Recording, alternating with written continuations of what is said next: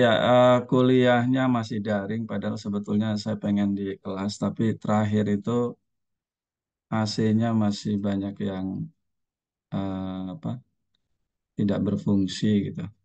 Nggak tahu di kelas apa di ruang 13 itu AC-nya sudah anu nggak baik nggak gitu, sudah dingin nggak gitu maksudnya. Ada yang sebelumnya pernah kuliah di sana selama Ramadan?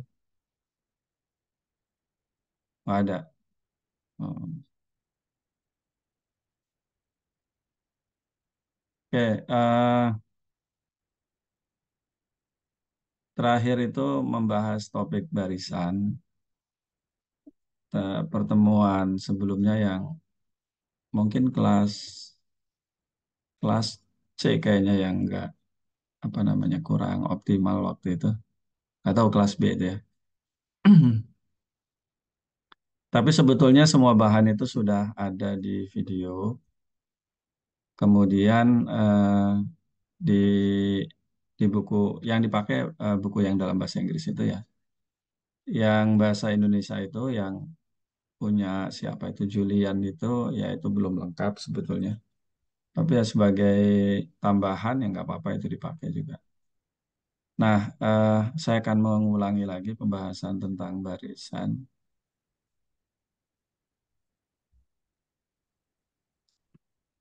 Hmm,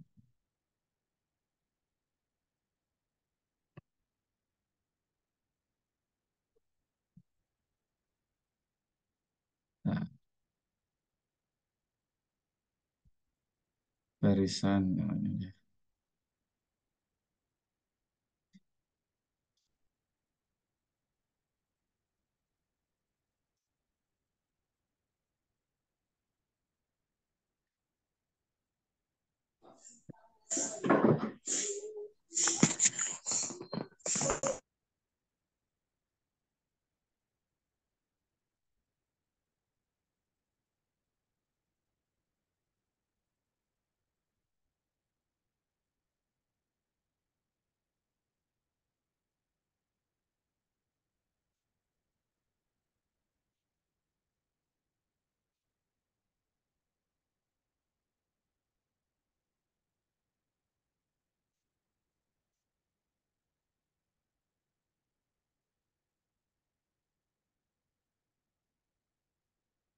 Silakan dilihat di Google Doc itu ya, yang di chat.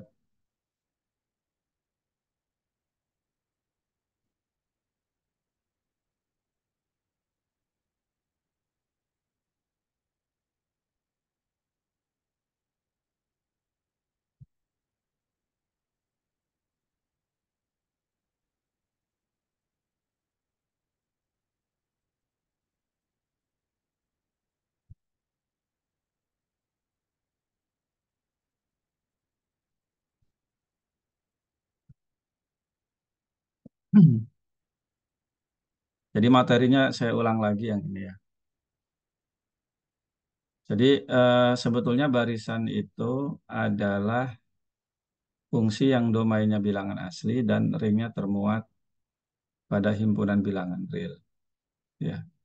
Jadi dengan kata lain, barisan itu memasangkan setiap bilangan asli secara tunggal dengan bilangan real. Nah, bilangan aslinya itu ya sebagai penanda suku keberapanya. Tapi sebelum ke situ, sepertinya kenapa sih harus belajar barisan gitu ya? Tahu, waktu awal barisan saya pernah menyampaikan nggak ya? Salah satunya itu eh, untuk menyelesaikan persamaan nonlinier biasanya. Kalau persamaan kuadrat itu kan kalau tidak bisa difaktorkan, kalau tidak bisa difaktorkan bisa dengan rumus ABC.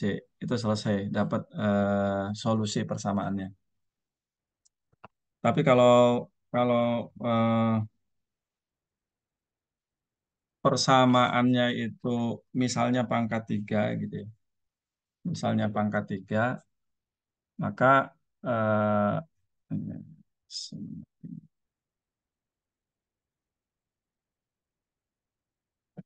bisa nulis nggak ya? Kalau persamaannya pangkat 3 seperti X, hmm, Daftar ini kok nggak bisa aktifkan pena. Nah, gini. Jadi misalnya persamaannya itu X pangkat 3 dikurangi 7X tambah 1 sama dengan 0. X-nya bilangan real. Gitu ya. X-nya bilangan real. Nah, secara umum tidak ada rumus untuk menyelesaikan persamaan pangkat 3 itu. Ada rumusnya sampai pangkat 4, tapi itu juga dengan kasus yang sangat khusus gitu ya. Maka cara menyelesaikannya, ini kenapa gede sekali?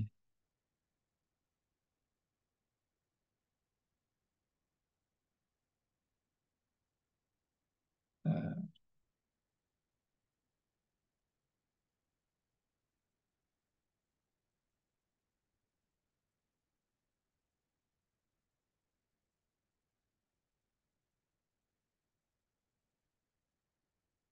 Oke, jadi caranya kita buat seperti ini.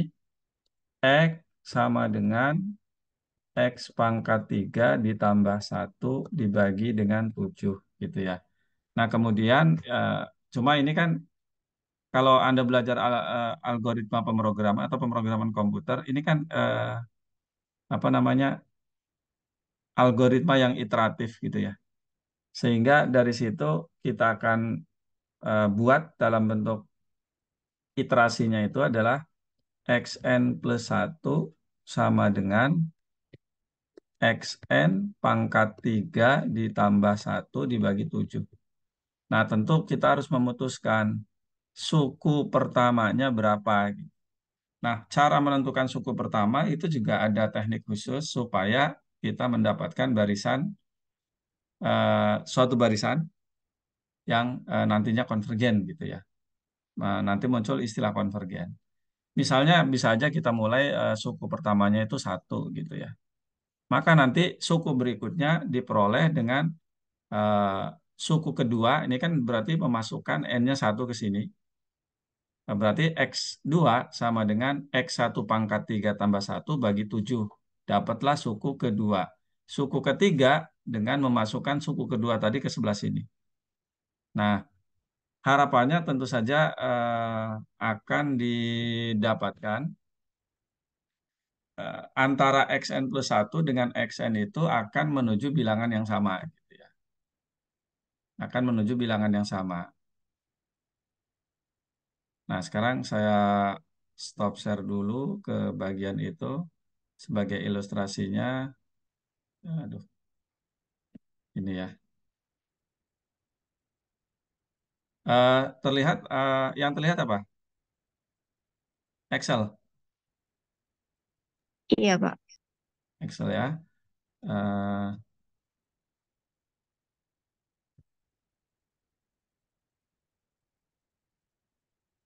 nah, yang tadi itu iterasinya bisa kita buat seperti ini. X n, misalnya ini xn plus 1 gitu ya. Xn plus 1, sebelah sini xn gitu. Apa kebalik ya? Yang ini xn, ini plus satunya. Tadi kita bisa aja mulai suku pertamanya 1. Gitu. Ini pakai coba-coba. Nah, Bapak su punten, eh, Excelnya itu Bapak lagi ngetik nggak ya? apa? Soalnya di saya stuck. Excelnya tuh kayak belum masuk ke itunya apa sih namanya? Belum ngetik gitu loh Pak, masih stuck di pas masuk ke Excelnya. Oh, share-nya yang harus diganti berarti. Nah, ini. Yang ini. Sudah terlihat. Sudah Pak. Oke. Jadi, misalnya suku pertamanya 1. Kan tadi rumusnya xn plus 1 sama dengan xn pangkat 3 tambah 1 bagi 7. Berarti ini kita gunakan Excel suku suku pertama dipangkatkan 3 ditambah 1 kemudian kita bagi dengan 7.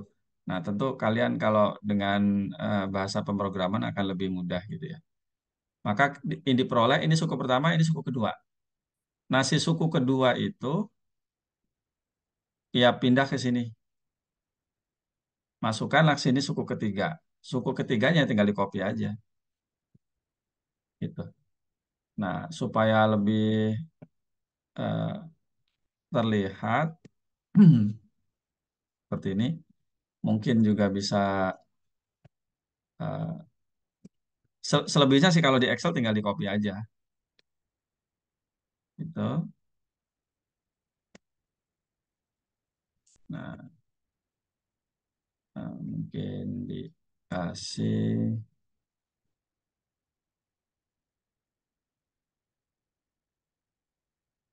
nah udah seginilah. Nah, yang di sini diperoleh eh, apa namanya? Barisan. Ini adalah barisan. 1, 0,28 sekian, 0,146 sekian, 0,143 sekian. Yang ini pun sama, gitu ya. Ini sama. Nah, pada akhirnya, nah ini yang disebut barisan, gitu ya. Tentu sampai tak hingga ya. Yang ini juga barisan. Ini juga barisan. Nah, pertanyaannya adalah, dari rangkaian bilangan ini, bilangan apa yang nanti akan paling dekat ke setiap suku itu, gitu ya. Begitupun yang sebelah sini. Atau pertanyaannya, apakah barisan ini menuju suatu bilangan tertentu? Gitu. Nah, kalau dia menuju ke bilangan tertentu, pada akhirnya nanti sebelah kiri dengan sebelah kanan itu akan menghasilkan bilangan yang sama. Nah, inilah yang disebut limit dari barisan itu. Nah, karena di dunia digital itu tidak perlu jawaban yang eksak, maka jawaban dalam bentuk seperti ini aja udah cukup. Ini kan sudah sangat dekat ya. Ini mulai 396. eh,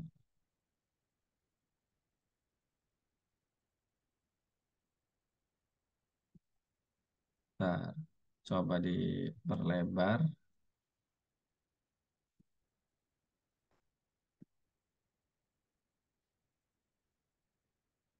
Kalau saya tambahkan, itu ya. Nah, coba kita lihat 44, 43, 43. Nah, sampai sini tuh udah kiri dan kanan sama, gitu ya. Kiri dan kanan kan sama tuh. Nah, tetapi sebetulnya nggak sama. Ini karena keterbatasan laptopnya ini aja. Tapi kalau yang lebih canggih gitu ya, itu pasti nggak akan sama sampai iterasi ke 11 ini. Gitu. Tapi dalam hal ini ya cukuplah. 0,413277318393 itu adalah solusi dari persamaan yang tadi saya tuliskan ini. Salah satu solusi ya. Karena kalau pangkat 3 persamaan nonlinier, persamaan polinom pangkat 3 itu maksimal memiliki solusi sebanyak 3. Salah satunya ini. Nah, tentu eh, di metode numerik itu akan diperjelas lagi. Nanti akan ada, ini namanya metode titik tetap. Kalau di metode numerik ya, di mata kuliah numerik. Ini metode titik tetap, nanti ada juga metode bisection. Kalian waktu kalkulus sudah saya pernah, ini kan udah pernah dibahas juga di kalkulus waktu itu. Metode bagi dua, bisection. Bisection itu oh, untuk menuju ke angka ini itu butuh waktu yang agak lama. Dan satu lagi yang lebih cepat, konvergensinya itu adalah metode Newton-Raphson. Itu dulu pernah kita bahas di kalkulus, gitu. Eh, ya di kalkulus, pernah kita bahas di kalkulus. Jadi, tetapi secara analisis, ya hal ini rangkaian yang kayak begini itu bisa dilakukan kalau kita sudah membuktikan bahwa barisan itu konvergen, gitu ya. Kalau kita sudah bisa membuktikan barisan yang tadi saya tulis xn sama dengan xn plus 1 sama dengan xn pangkat 3 ditambah 1/7 dengan suku pertamanya 1, ini konvergen. Nah, nanti akan ada banyak metode atau teorema yang berkaitan dengan konvergen. Kalau sudah dibuktikan ini konvergen, maka ini bisa dilakukan. Kalau enggak, tidak ada jaminan bahwa ini tuh adalah limit barisan itu. Jadi prosesnya buktikan dulu, baru hitung secara numerik. Terserah ngitungnya mau pakai kalkulator, mau pakai Excel, mau pakai pemrograman, boleh aja. Karena pada barisan-barisan tertentu ada misalnya eh, barisannya itu didefinisikan seperti ini. Xn sama dengan sigma 1/n. Nah, itu sampai perhitungan ke misalnya 50.000 ya, itu sangat sangat dekat sekali ke suku berikutnya. Sehingga kalau secara numerik bisa jadi dia diputuskan konvergen, padahal enggak divergen gitu ya. Oleh karena itu, ya analisis real itu ya tugasnya seperti itu, membuktikan bahwa dia konvergen sekaligus kalau bisa menyediakan iterasinya, cara mencari kekonvergenannya itu, seperti yang sudah saya tunjukkan ini. Itu ya sebagai ilustrasi. Nah, balik lagi ke topik pembahasan kita. Jadi yang tadi itu akhirnya kita tahu bahwa X pangkat 3 kurangi 7X tambah 1 = 0 itu mempunyai solusi. Salah satunya yang tadi sudah dijelaskan itu. Gitu ya. Apakah solusinya cuma satu? Ya harus dicari yang lainnya. Nah, paling gampang nanti kalian bisa plot pakai GeoGebra. Kalau pakai GeoGebra akan langsung kelihatan ada berapa solusinya. Tapi sekali lagi, analisis real tidak membutuhkan GeoGebra karena yang dibutuhkan adalah cara berpikir. Gitu ya.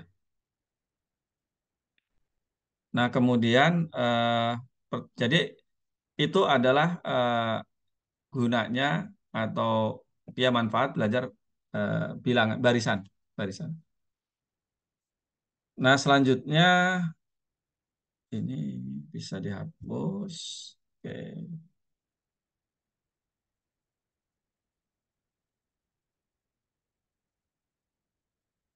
ini saya agak nonaktifkan dulu. Oke, nah notasinya karena tadi dia itu adalah eh, fungsi, jadi bisa ditulis begini. Kalau X dari himpunan bilangan asli ke R, nanti eh, si notasinya ya pakai XN ini. Nah, dalam hal ini si XN itu disebut suku ke N, gitu ya. Jadi notasinya pakai huruf kapital atau pakai ini saja atau pakai ini.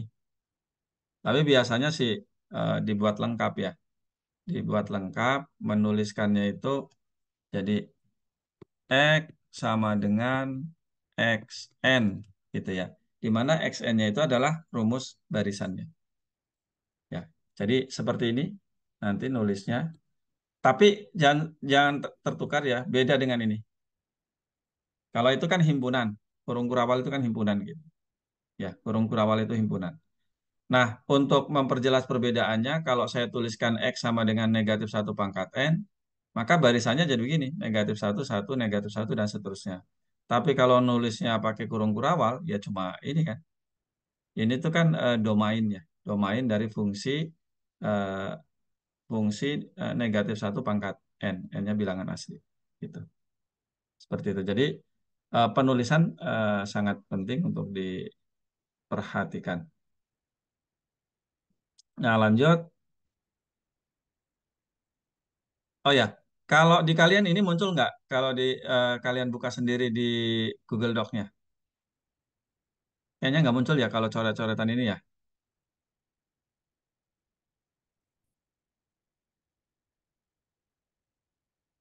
Nah, ini contoh eh, barisan, gitu ya.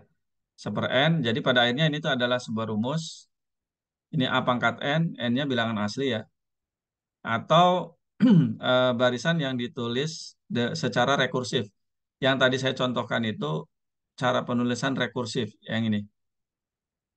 Jadi, oh ini salah ya. Harusnya ini Z ya. Harusnya ini Z.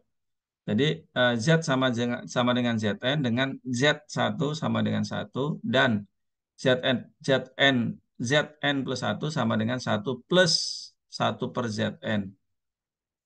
Nah, dalam hal ini karena Z1-nya sama dengan satu, kalau disubstitusi dengan cara yang tadi saya tunjukkan, maka akan diperoleh suku pertamanya satu, suku keduanya ya satu ditambah satu per satu, jadi dua. Suku ketiganya satu ditambah satu per tiga per dua, atau satu ditambah dua per tiga, gitu ya. Jadinya 5/3 dan seterusnya. Nah, ini yang dikenal sebagai barisan rasio Fibonacci. Ini rasio Fibonacci, kebalik nih. Yang keempat ini barisan Fibonacci-nya. Harusnya ini dulu yang saya tulis. Jadi ini dua level, harus diketahui suku pertama dan suku kedua. Dalam hal ini suku pertama dan suku keduanya adalah satu. Ya ini juga ada anu ya. Kalau di sini Fn, mestinya saya menuliskan di sini Fn plus 2 sama dengan Fn plus satu ditambah Fn gitu ya. Nah, nanti Anda koreksi sendiri ya. Jadi yang ini salah tulis, harusnya Fn plus 2 sama dengan Fn plus satu ditambah Fn. Yang ini harusnya Z gitu ya. Nah, begitu.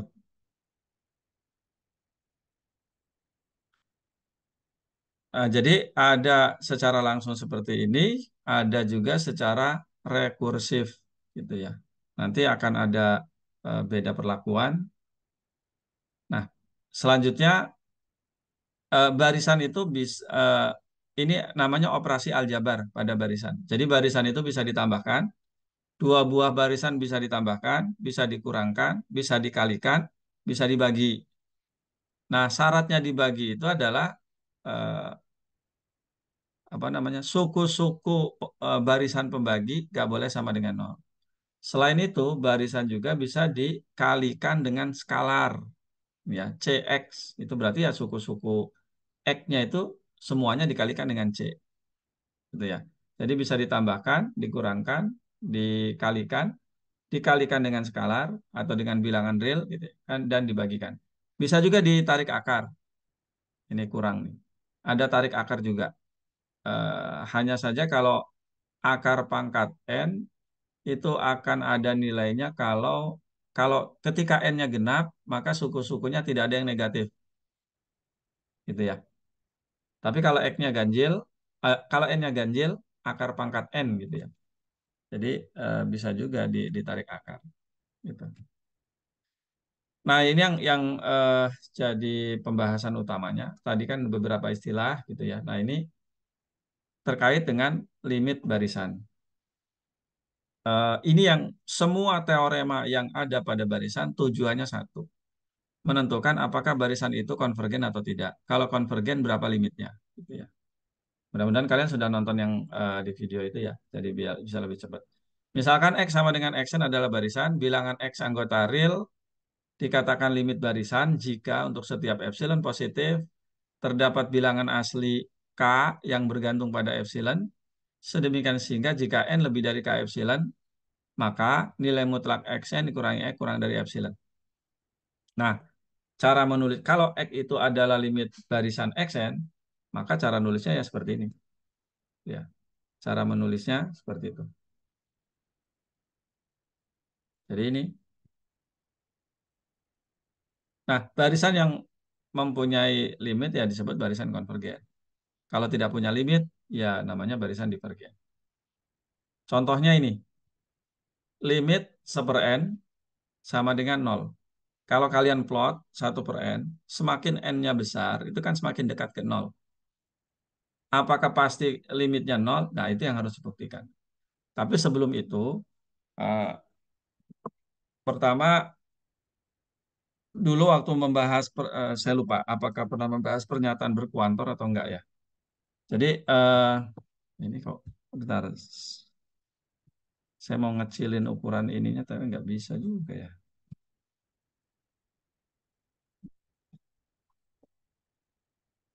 Atau pakai merah aja. Nggak bisa dikecilkan.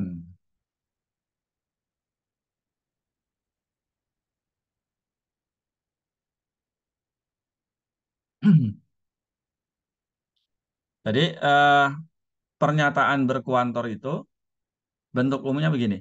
Ini dibacanya untuk setiap X gitu ya. Untuk setiap X eh, jika PX eh untuk setiap X berlaku PX gitu ya. Untuk setiap X berlaku PX. PX itu adalah pernyataan yang berkaitan dengan X. Ya, PX adalah pernyataan yang berkaitan dengan X. Contohnya, X kuadrat tambah satu sama dengan nol. Ini adalah PX. Gitu ya. Titik 2. Atau pakai garis 3 gitulah. Kayak gitu. Ini bisa diwakili oleh PX. Nah, si PX itu bentuknya bisa pernyataan tunggal, ya. Bisa juga pernyataan majemuk dalam bentuk eh, P atau Q. Ini huruf kecil ya, kalau ini huruf kapital. Bisa juga dalam bentuk P dan Q. Bisa juga dalam bentuk jika P maka Q. Bisa juga dalam bentuk P jika dan hanya jika Q yang ada di sini nih. Jadi dibacanya untuk setiap X berlaku PX. Itu namanya kuantor universal. Gitu. Nah ini contoh universalnya. Untuk setiap, ada kata-kata untuk setiap.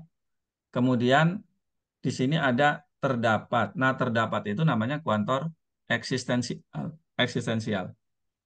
Nah bentuknya sama. Hanya mengganti ini terdapat X, kalau X itu umum, kalau terdapat itu kan boleh memilih, paling tidak paling sedikit terdapat satu. Makanya biasanya dikasih indeks. Terdapat X0 sedemikian sehingga berlaku PX0. Nah, si PX0-nya bisa empat hal ini atau pernyataan tunggal. Gitu. Nah, yang terpenting adalah bagaimana eh, mencari negasi. Gitu ya. Mencari negasi. Nah, kalau negasi dari untuk setiap X terdapat PX, negasi negasi dari sini ya, saya tulis. Kalian sambil tulis saja. Maka kalau mau cari negasinya, negasi dari ini, itu berarti terdapat X0 sedemikian sehingga yang berlaku itu negasi dari PX0 itu. Nah, sekali lagi, si PX0-nya itu bisa bentuknya ini, ini, atau ini. Maka kalau bentuknya misalnya implikasi, maka ya terdapat X0 sedemikian sehingga P tetapi tidak Q. Gitu. Ingat ya, waktu negasi nanti kalian buka lagi aja mata kuliah PMM. Gitu. Nah, kalau ini ya kurang lebih sebaliknya. Untuk setiap X, ini ya negasi dari ini. Untuk setiap X, dia berlaku negasi PX. Gitu. Jadi lawan dari untuk setiap adalah terdapat, lawan dari PX, negasi dari PX, ya udah negasi PX, tergantung bentuknya. Jadi kalau begitu negasi dari ini, negasinya ya untuk setiap X berlaku negasi PX. Jadi ini negasi, ini dinegasikan. Ini juga sama, ini negasi, ini dinegasikan. Gitu ya. Nah, itu harus dipahami itu. Nah, itu kuantornya itu untuk setiap. Jadi tunggal gitu ya. Ini kan hanya untuk setiap, ini hanya terdapat. Nah, seringkali muncul dua-duanya. Banyaknya malah muncul dua-duanya. Gitu. Jadi bentuk yang lainnya adalah eh, untuk setiap X terdapat Y sedemikian sehingga PX, Y. Nah, gitu. Kembali lagi, PX, Y itu adalah pernyataan yang berkaitan dengan X dan Y.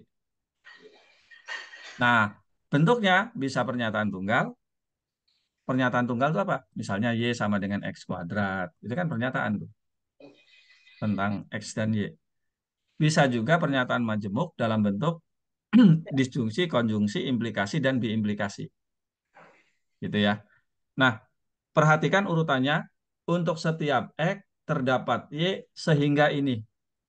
Berarti X itu diberikan. Untuk setiap X berarti X itu diberikan, diketahui, diambil sembarang. Y itu harus dicari. Y itu harus dicari, baru ini harus dibuktikan. Jadi ini diberikan, ini dicari, ini dibuktikan. Sedemikian sehingga itu berarti dibuktikan. Gitu ya. Beda dengan yang satunya lagi. Misalnya, saya tuliskan di atas ya. Terdapat X0 eh, sedemikian sehingga, untuk setiap Y, sedemikian sehingga untuk setiap Y berlaku PX0, Y. Atau nggak usah pakai X0 nggak apa-apa.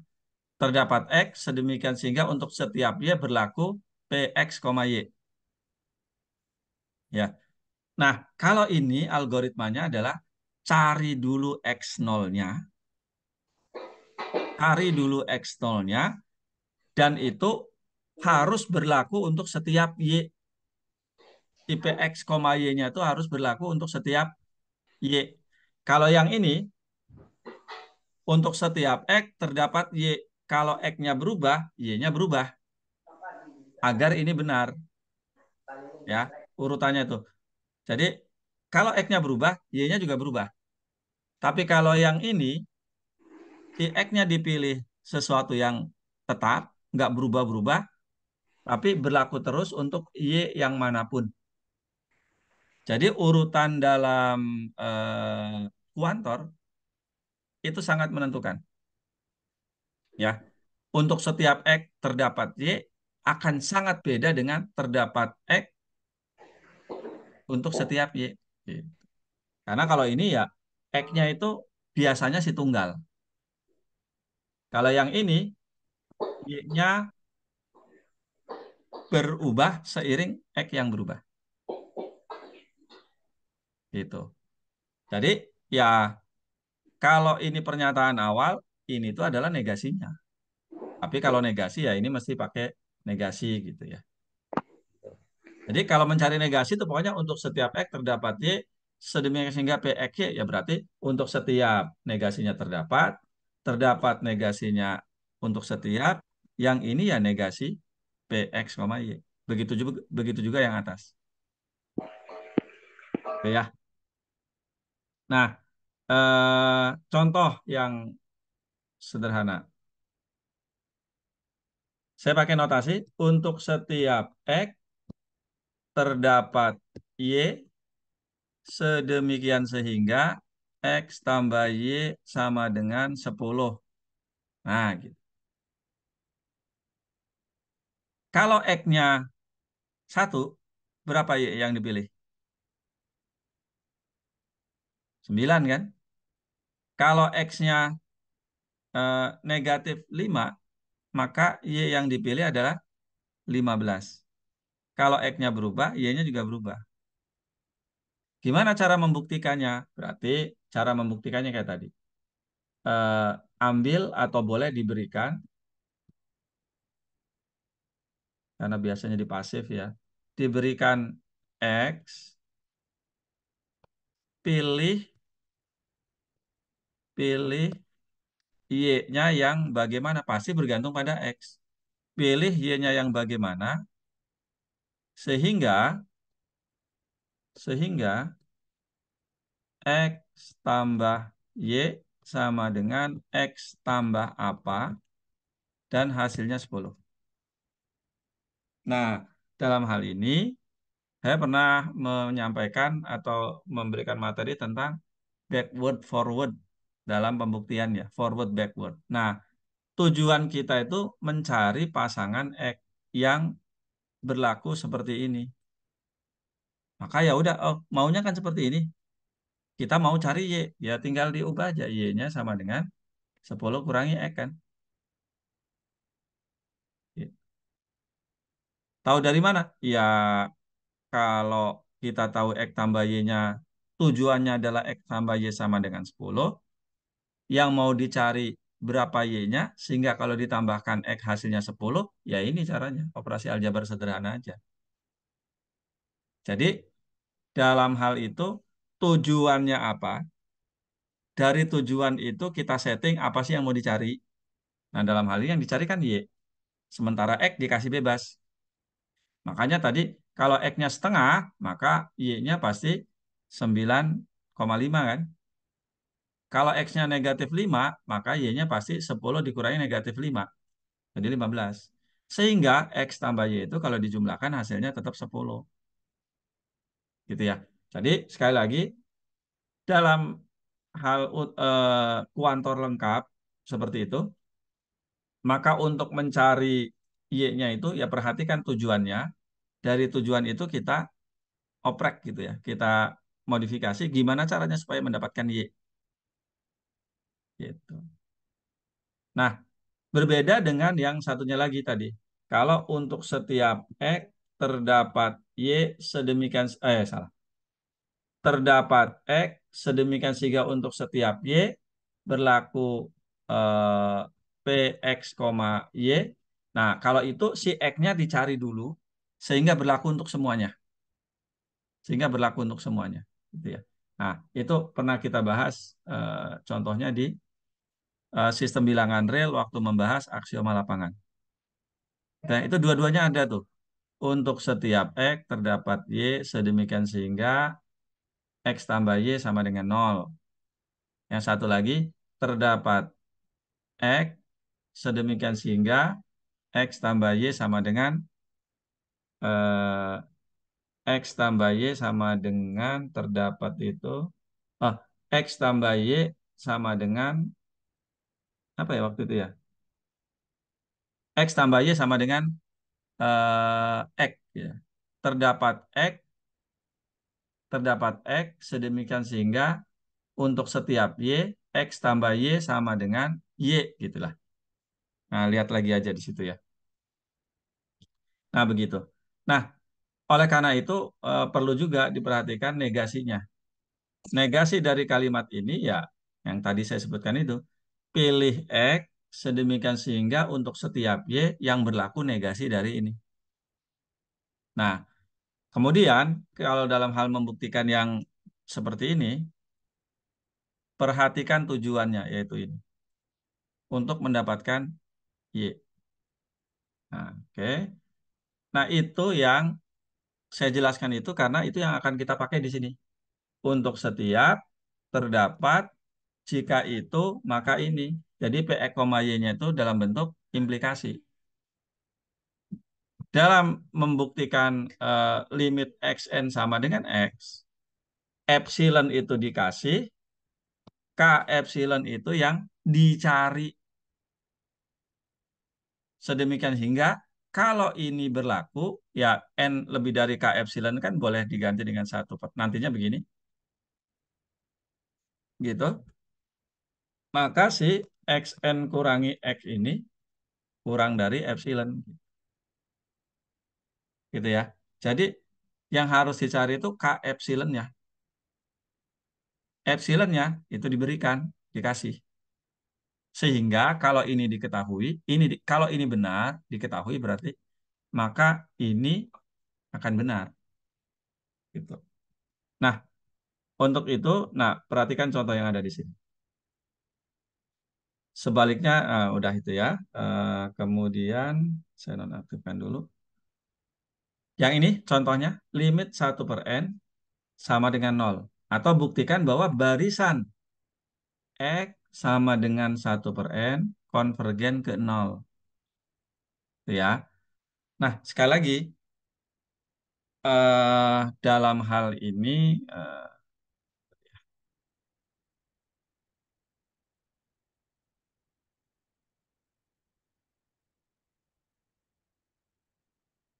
Jadi perhatikan bahwa ini adalah xn, ini adalah x-nya, ya. Sekali lagi, ya, kita mencari k itu, dalam hal ini k epsilon yang dicari, itu tujuan akhirnya itu kan mau mau menghasilkan 1/n kurangi 0, ujungnya nanti kurang dari epsilon kan, sesuai dengan definisi itu. Nah, jadi yang kita lakukan sebetulnya mencari batas atas dari 1/n kurangi 0. Batas atas dari 1/n kurangi 0. Nah, tentu di situ perlu operasi aljabar. 1/n kurangi 0 itu kan sama dengan 1/n ya. Sama dengan 1/n. Karena n-nya kan bilangan positif. Jadi sudah lepas dari nilai mutlak. Nah, jangan lupa nih, n-nya berdasarkan definisi, kalau n-nya lebih dari atau sama dengan k epsilon, kalau n-nya lebih dari k epsilon, sementara saya punyanya 1/n. Ya dibalik aja. 1/n kurang dari 1/k epsilon. Maka di sini bisa kita, oh kalau gitu 1/n itu kurang dari atau sama dengan k epsilon. Lihat, ini terdapat. Kalau terdapat itu adalah bilangan tertentu. Kalau 1/n itu nilainya berubah-berubah. Tapi kalau terdapat k, 1/k, maka 1/k-nya itu ya sudah bilangan yang tetap. Gitu. Jadi kalau begitu, si bentuk ini, 1/n kurangi 0 dalam nilai mutlak itu, nilainya tidak akan pernah lebih dari sini. Gitu. Tidak akan pernah lebih dari 1/k.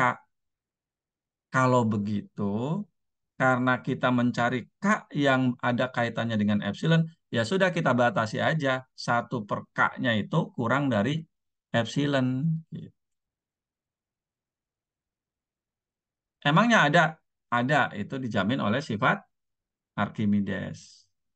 Nah, dari sinilah kita dapat hubungan bahwa kalau untuk mencapai sesuai definisi yang di atas ini, bahwa nilai itu ya, maka K epsilon, 1/k epsilonnya mesti kurang dari epsilon.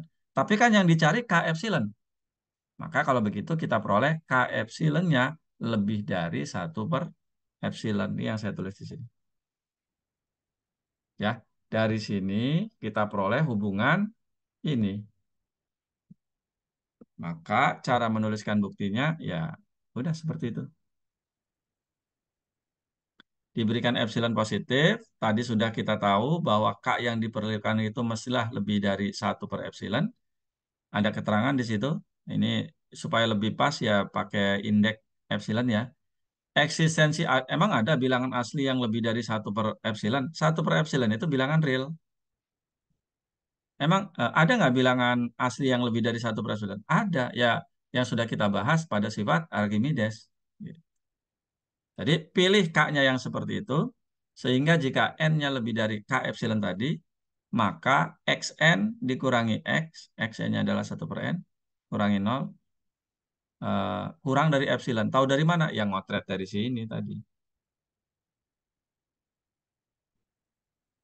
Ya, nah ngotret dari sini, yang ini pindahkan semuanya. Yang ini pindahkan ke sini. Gitu. Jadi kalau nggak pakai analisis pendahuluan, uraian ini ya ditulis. Kalau pakai analisis pendahuluan, nggak ditulis juga nggak apa-apa. Itu ya. Jadi permainannya itu ya antara K dan epsilon. Tapi jangan lupa N dengan K itu berkaitan. Sehingga dari situ kita akan memperoleh memilih K-nya itu seperti itu. Ya, kalau misalnya epsilonnya 0,00001, berarti ya K epsilonnya yang lebih dari 1/, ini. 1, 2, 3, 4, 5, 6. 10⁻⁻6 kan ya? Jadi 10⁻�6. Jadi kalau epsilonnya 0,00001, maka bilangan asli yang dipilih ya bilangan asli yang dipilih lebih dari ini 1 juta. Berarti kondisi ini untuk epsilon sama dengan 0,0001 itu akan terpenuhi pada suku-suku ke 1.000.001, 1.000.002, dan seterusnya. Masukin aja ke sini. 1/1.100.001 dikurangi 0, pasti kurang dari 1/1.000.000. 1/1.002 dikurangi 0, pasti kurang dari 1/1.000.000. Nah, begitu. Jadi setelah suku kesekian, suku-suku barisan itu dikurangi limitnya, pasti kurang dari epsilon yang diberi. Nah, itu penjelasan dari itu. Contoh yang sangat sederhana. Nah, selanjutnya ini contoh, ya selebihnya ya kalian kerjakan yang ini. Nah, bagaimana menunjukkan bahwa limit suatu barisan tidak sama dengan suatu bilangan tertentu, gitu ya. Nah, tentu saja Anda harus memahami negasi yang tadi sudah berulang-ulang saya sampaikan. Kalau mau mengatakan bahwa barisan si X ini bukan atau di sini tidak sama dengan X, artinya untuk setiap berarti terdapat harus kalian cari epsilon 0 yang positif sedemikian hingga untuk setiap bilangan asli manapun n-nya lebih dari atau sama dengan k, tetapi gitu ya. Jika n lebih dari k, maka ini kan negasinya n-nya lebih dari atau sama dengan k, tetapi yang ini, tetapi xn dikurangi x-nya lebih dari atau sama dengan epsilon 0. Ya. Jadi kebalikan dari itu. Gitu. Nah,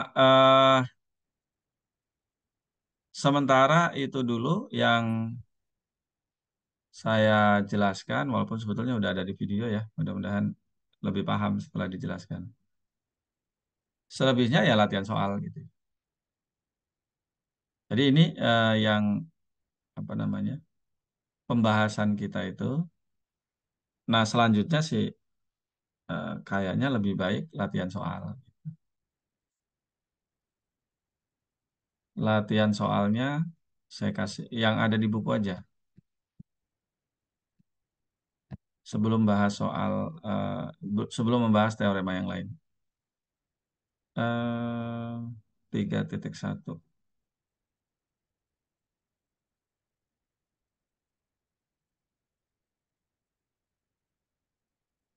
Kalau mencari rumus kalian harus sudah bisa lah ya.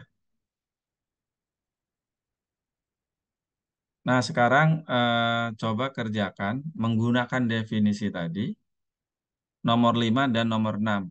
Satu orang, satu soal aja yang sudah selesai silakan di-share, dipresentasikan, gitu ya. Kalau yang sudah dikerjakan oleh orang lain, ya maksudnya sudah dipresentasikan berarti sudah nggak boleh dikerjakan lagi.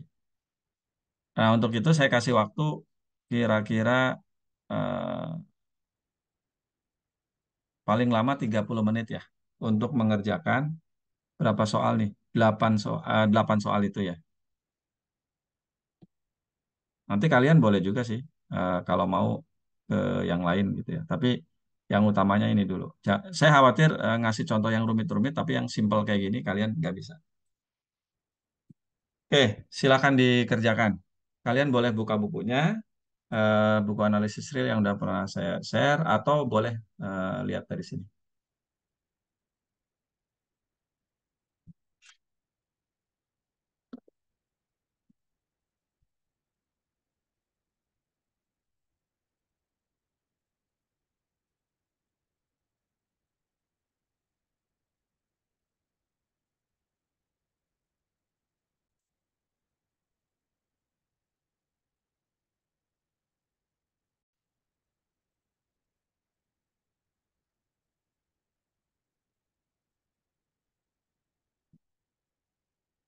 Di landscape coba. Di landscape biar terlihat.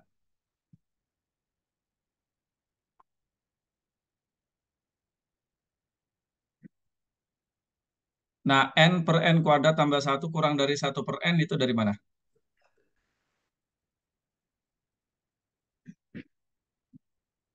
Coba di landscape, apa, diputar si HP-nya.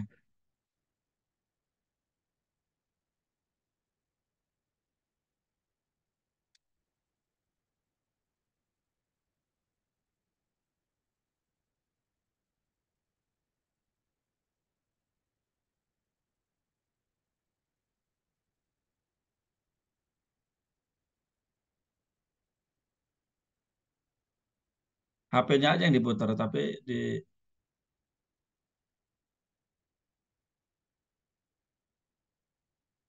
nah udah itu. Nah, itu kan ada nih, saya tandai ya. Mana ini?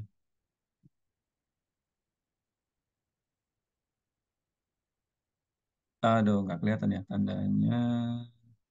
Itu kan ada n per n kuadrat plus satu kurang dari satu per n itu dari mana?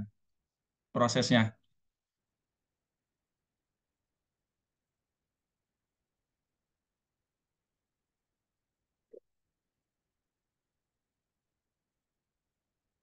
Siapa ini yang share?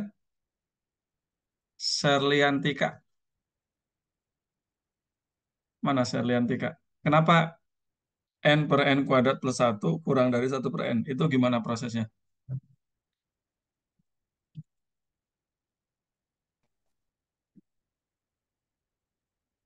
Oh, maaf Pak, suara saya nggak ada ya tadi termute. Hmm.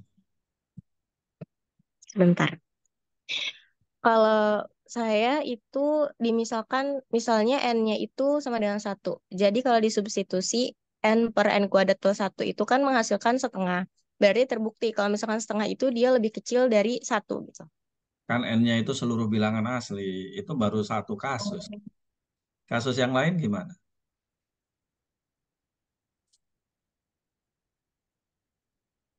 Nggak bisa berpikirnya itu satu kasus begitu. Nggak boleh. Karena harus berlaku Ya, umum. Pak. Hmm. Ada yang bisa bantu jelasin ini kenapa?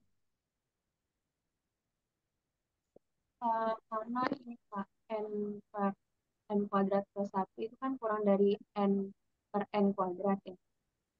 Nah, berarti karena N per Ulangi, N, ulangi, ulangi, ulangi gimana?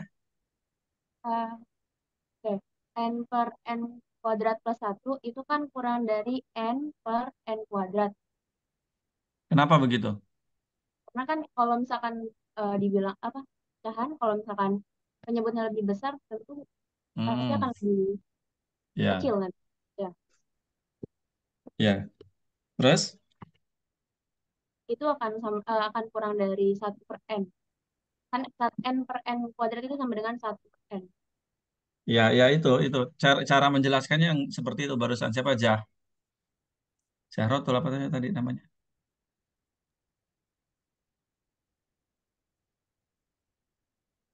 Ya begitu ya. Ini siapa? Serliantika tidak hanya bisa menulis tapi bisa menjelaskan asal usulnya. Iya, Pak. Baik, Pak. Ya boleh di stop share. Yang lain, kalau nomor yang ini udah ya. Silakan nomor yang lain.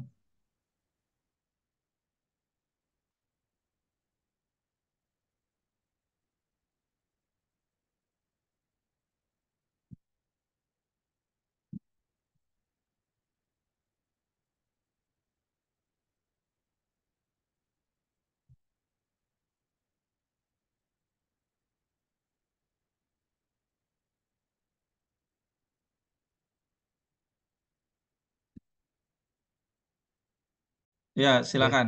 Yang belum dikerjakan ya, Paras silakan. Ya, nomor 5B. Ya silakan. Sebentar, Pak.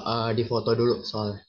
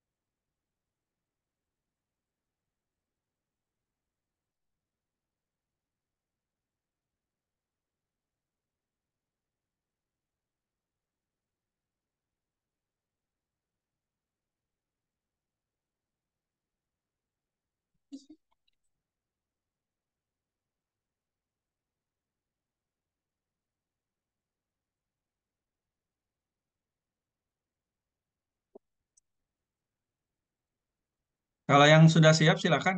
Siapa duluannya nggak apa-apa. Kalau saya lagi nungguin siapa, Faras.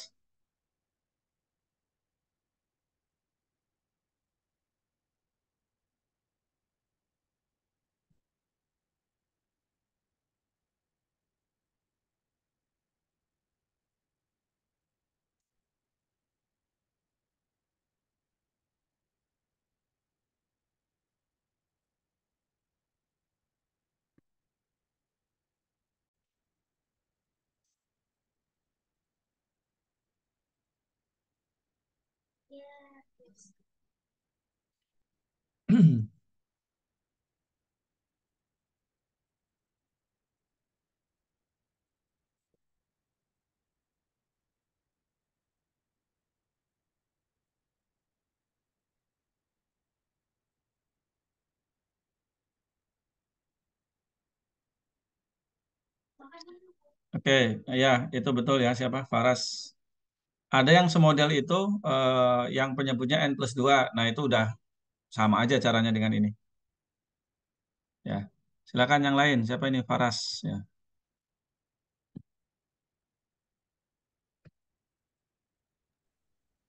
Saya mau nyoba, Pak. silakan.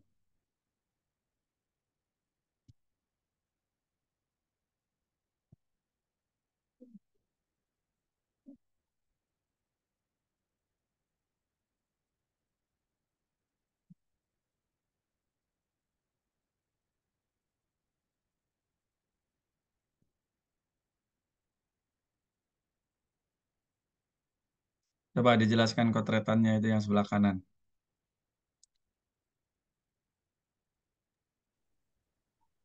Yang sebelah kanan itu eh caranya encoder dikurangin 1 per 2 encoder tambah 3 itu dikurangin setengah, kemudian dikali, penyebut dikali dengan sama penyebutnya, jadinya 2 encoder tambah 3 dikalikan 2 hasil 4 encoder ditambah 6, terus yang di atasnya dikali silang, jadinya 2 encoder dikurangi 2 dikurangi 2 encoder dikurangi 3 menghasilkan mutlak min 5 per 4 encoder ditambah 6.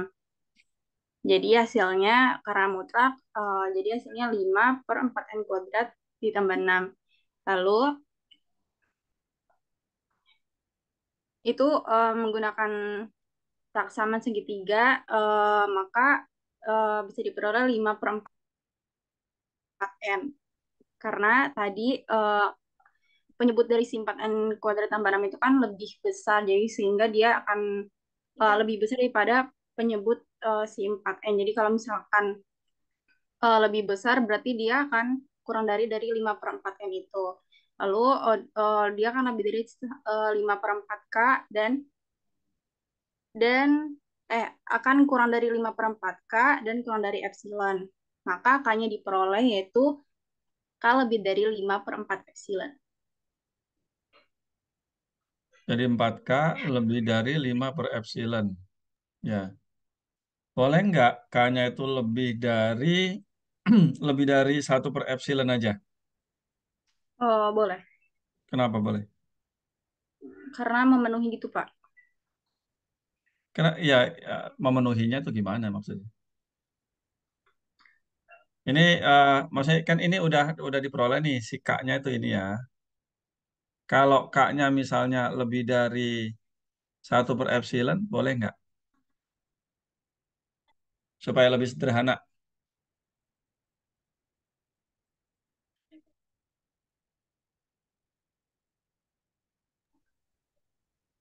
Oh, kalau K-nya lebih dari 1 per epsilon, kalau dimasukin, taruh deh. Ini siapa yang jawab? Aulia ya? Iya, Pak. Aulia Tuzahra. Cara menjawabnya gini, kan itu sudah diperoleh 5 per 4 epsilon. Sekarang kalau saya bandingkan dengan 5 per 5 epsilon, mana yang lebih besar?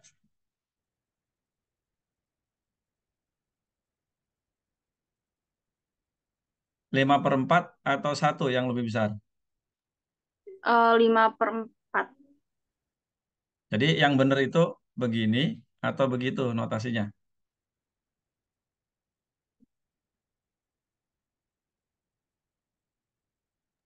Yang benar tuh 5/4 epsilon lebih dari 5/5 epsilon. Jadi kalau bisa lebih sederhana, jadi 5/4 epsilon kan nggak sederhana.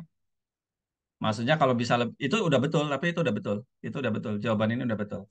Tapi bisa nggak disederhanakan sehingga menjadi 5 per epsilon saja. Tapi harusnya lebih kecil gitu. Nah, tinggal diputuskan itu. Kalau misalnya 5 per 4 epsilon lebih besar daripada 5 per 5 epsilon, maka bisa diganti. Tapi kalau kurang dari, ya nggak bisa. Gitu ya. Ya, dipikirin aja cara membagikannya itu. Jadi ya 5 5/4 dengan 5/5 kan lebih besar 5/4. Ya enggak? Ya berarti ya bisa diganti dengan ini gitu maksudnya. Itu ya. Oke, bagus. Ya, Yang Pak. lain. Tadi Faras udah, Auliatul Zahra udah. Yang lain silakan.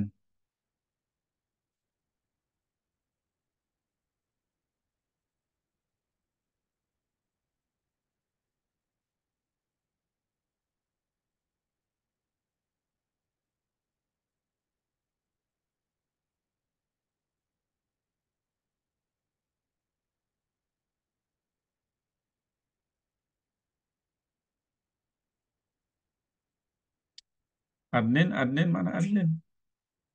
Sama Zahrotul ada yang ini nggak? Jawab yang lain nggak? Zahrotul Humairah.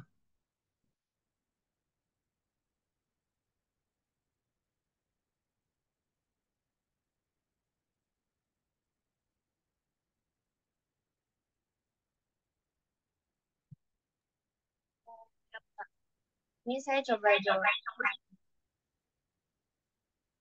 di bagian 6.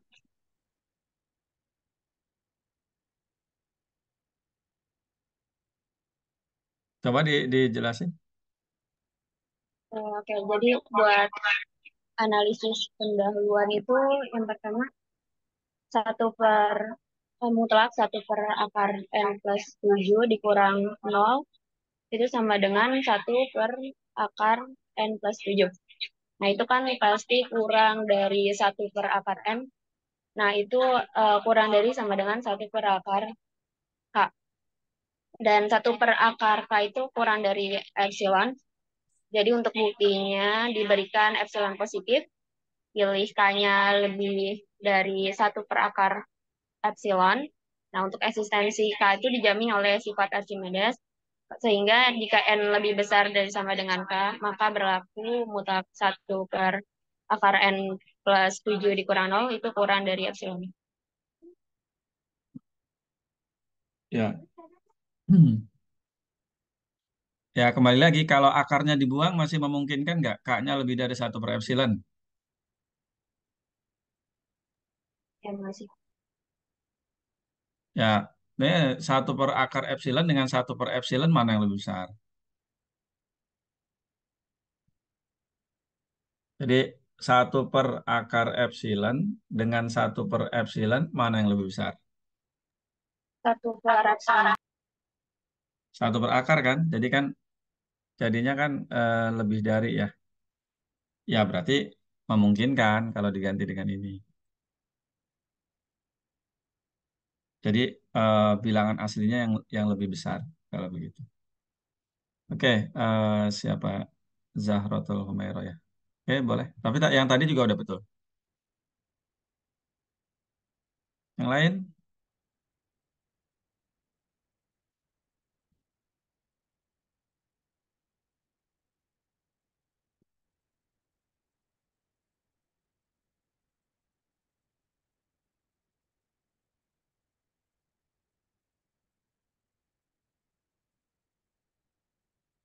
Ya udah, kalau tidak ada, saya lanjutkan lagi.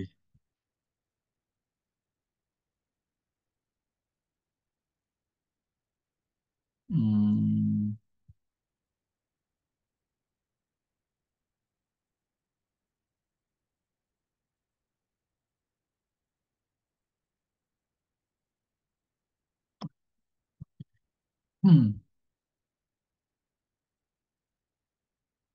Eh, ini udah, berarti pindah ke yang ini udah selesai belum semuanya? Oh ini masih ada teorema ketunggalan limit.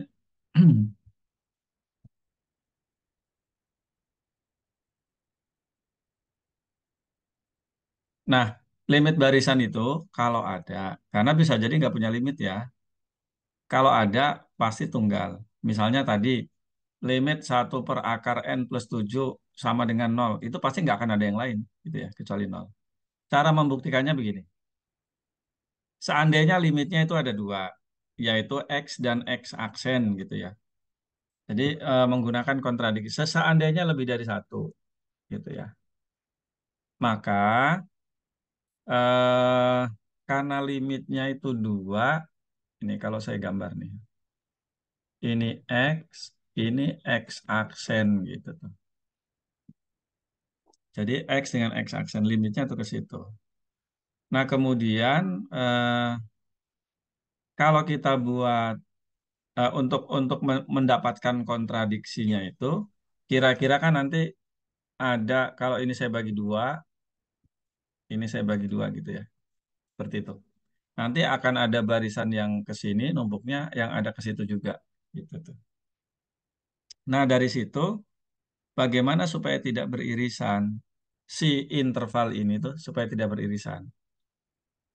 Berarti panjang interval ini ya setengah jarak dari X ke X aksen. Gitu ya. Jadi eh, karena ini mau menunjukkan bahwa tidak mungkin konvergen kedua bilangan, maka seandainya dia konvergen kedua bilangan. Tugas kita adalah menunjukkan kontradiksi. Maka karena ini konvergen ke X dan ke X aksen itu, kalau dia konvergen ke situ, berarti untuk setiap epsilon pasti ada K dan sebagainya itu. Sekarang, dengan ilustrasi yang seperti ini, saya pilih aja epsilonnya itu setengah jarak dari X ke X aksen. Gitu ya. Nah, karena dia konvergen, maka untuk setiap epsilon berapapun, termasuk yang ini, pasti ada bilangan K dan K aksen. Pasti ada bilangan K, sedemikian sehingga kalau N-nya lebih dari K, maka jarak antara XN dan X kurang dari epsilon. Gitu ya, kalau N-nya lebih dari K. Tapi kalau N-nya lebih dari K aksen, maka jarak ini juga sama, kurang dari epsilon 0. Gitu ya. Jadi ada dua kondisi itu. Jadi ada dua kondisi itu. Nah sekarang, saya pilih yang si bilangan aslinya itu, saya pilih yang terbesar di antara K dan K aksen itu. Gitu. Kalau K-nya kalau bilangan aslinya kita pilih yang terbesar di antara K dan K aksen, misalnya yang terbesarnya K aksen, maka ini sudah berlaku. Ya, karena yang terbesarnya K aksen, maka yang ini N lebih dari atau sama dengan K, K-nya lebih dari K aksen ya. Jadi yang bawah itu sudah pasti berlaku. Eh, karena itu pilih yang terbesar, berarti kan ini K aksen lebih dari K. Artinya kalau begitu, yang ini juga berlaku. Sehingga kalau N-nya kita pilih yang terbesar di antara K dan K aksen tadi, si, si ini berlaku, si yang di sini juga berlaku. Ya, yang di sini juga berlaku. Gitu. Nah, kalau begitu, ya udah saya eh, hitung jarak antara X dengan X aksen tadi. Maka ya tinggal sedikit manipulasi aljabar. Saya kurangkan dengan XN, tapi saya tambahkan dengan XN. Kan hasilnya sama aja. Kemudian gunakan ketaksamaan segitiga. Maka saya peroleh, ini kan sama aja. Jarak antara X ke XN, ya sama aja dengan jarak XN ke X. Dan itu kan kurang dari epsilon. epsilon 0. Yang sebelah sini juga sama, kurang dari ini ya, epsilon 0. Sehingga epsilon 0 tambah epsilon 0 ya 2 epsilon 0. Si epsilon 0-nya tuh ini. Kalau dikalikan 2 kan. Itu artinya kita peroleh A kurang dari A. Kalau X dikurangi X, aksennya saya ganti dengan A, itu artinya A kurang dari A. Betul salah? Kalau A kurang dari A, betul atau salah? Ya salah, karena harusnya sama. Gitu. Berarti ya ada kontradiksi. Kalau kontradiksi, pengandaian ini tuh salah. Ya, pengandaian ini tuh salah. Maka yang benar ya hanya konvergen ke satu bilangan. Gitu. Itu kemudian berikutnya, oke, sudah ini sampai sini. Saya pindahkan ke teorema-teorema limit. Mana ini? Oke, saya pindahkan dulu teorema-teorema limit barisan.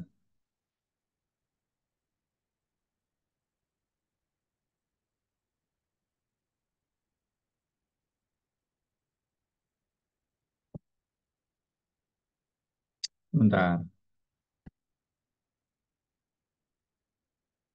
Udah pakai sekarang ini sekarang.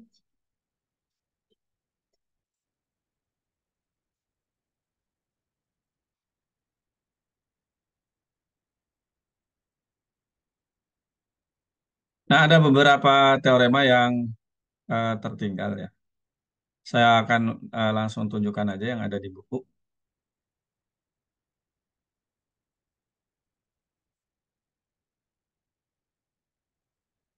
Jadi, yang pertama ekor barisan. Rasanya ekor barisan ya.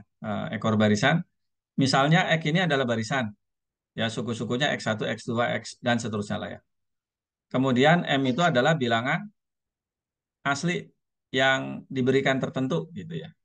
Boleh 2, 3, dan seterusnya. Satu juga boleh. M-nya itu pokoknya bilangan asli. Maka ekor barisan ke M, ini dibacanya ekor barisan ke M tail of X itu, ekor barisan ke M dari X adalah barisan ini. Jadi kalau misalnya M-nya itu kita ambil 2 saja, M-nya 2, maka ekor barisan 2 itu ya barisan yang mulainya dari suku ke 3, ya kan M plus 1.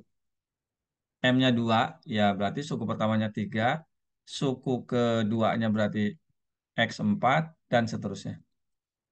Nah, ini yang disebut ekor barisan.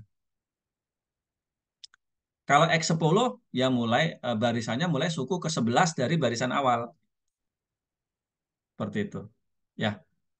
Nah, teoremanya adalah barisan Xn ini konvergen jika dan hanya jika, double ya, jika dan hanya jika ekor barisannya konvergen. Jadi membuktikannya kalau barisannya konvergen, maka ekor barisannya konvergen. Sebaliknya, kalau ekor barisannya konvergen, barisannya pun konvergen.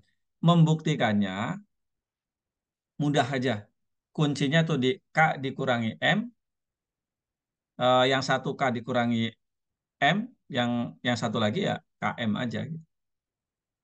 Gitu ya. Jadi nanti dipelajari sendiri aja yang ini. Jadi ada yang bilangan aslinya itu ya K epsilonnya itu ya K epsilon kurangi M, ada juga yang ditambah M. Gitu ya. Nah, ini ekor barisan ini nanti akan dipakai terutama pada barisan-barisan yang ditulis dalam bentuk rekursif. Ya, seperti yang contoh awal yang tadi saya sampaikan. Itu ya. Kemudian ini adalah teorema yang harus dipelajari. Misalkan Xn adalah barisan. cukup disebut barisan saja ya, nggak usah barisan bilangan real, karena yang kita bahas adalah bilangan real. Dan X ini adalah bilangan real. Jadi misalkan XN adalah barisan, dan X adalah bilangan real. Jika ya, jika barisan AN ini merupakan barisan yang positif, suku-sukunya positif. Barisan yang suku-sukunya positif tapi konvergen ke nol, untuk suatu C lebih dari nol, maksudnya gini, diketahui barisan X sama dengan XN. Kemudian X adalah bilangan real. Jika barisan AN ini suku-sukunya positif dan limitnya sama dengan nol atau konvergen ke nol, dan untuk suatu konstanta positif C berlaku hubungan ini. Untuk N lebih dari atau sama dengan M. Untuk N lebih dari atau sama dengan M. Ini ya. Maka limit XN konvergen ke X. Jadi nilai mutlak XN dikurangi X itu istilahnya tuh didominasi oleh barisan AN. Didominasi itu ya berarti XN dikurangi X kurang dari atau sama dengan C kali AN, tapi lebih dari atau sama dengan negatif C kali AN. C-nya itu konstan. Gitu ya. Dan sekali lagi ini hanya berlaku untuk N yang lebih dari M. M-nya ya suatu bilangan asli.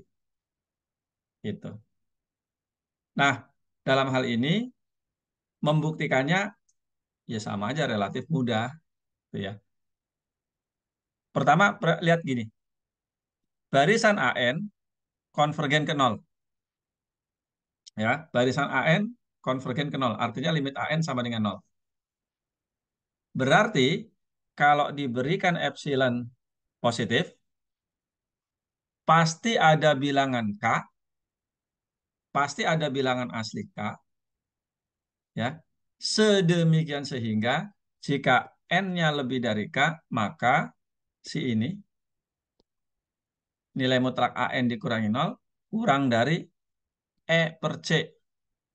Kenapa kurang dari bukan epsilon, epsilon per C. Kenapa pakai per C? Sebetulnya karena settingannya mau seperti ini. Tapi intinya kalau AN itu konvergen ke 0, maka untuk setiap epsilon positif pasti ada bilangan asli K, sedemikian sehingga jika N-nya lebih dari bilangan asli K itu, maka nilai mutlak AN dikurangi 0 pasti kurang dari epsilon. Bisa nggak disetting supaya kurang dari epsilon per 2? Tentu saja bisa, karena dia konvergen. Kalau disetting untuk epsilon per 100, bisa juga, karena dia konvergen. Tentu saja K-nya pasti lebih besar kalau dibandingkan kalau AN kurangi 0-nya itu kurang dari epsilon. Gitu ya. Jadi, di settingnya seperti itu. Nah, jadi kalau begitu, jika N ini lebih dari K dan juga lebih dari M, lebih dari K, lebih dari M yang ada di sini, ya, maka si XN dikurangi, nilai mutlak XN dikurangi X itu kurang dari atau sama dengan CN, sesuai yang ada di sini tadi. Dan AN-nya kurang dari, nih AN-nya kurang dari epsilon per C. Gitu. Ya akibatnya ya kurang dari epsilon. Jadi artinya untuk setiap epsilon ada bilangan asli K, sedemikian sehingga nilai mutlak XN dikurangi X kurang dari epsilon. Nah, itu menunjukkan bahwa limit XN sama dengan X. Gitu ya. Jadi nanti diterjemahkan aja sendiri cara menjelaskannya yang tadi saya sebutkan.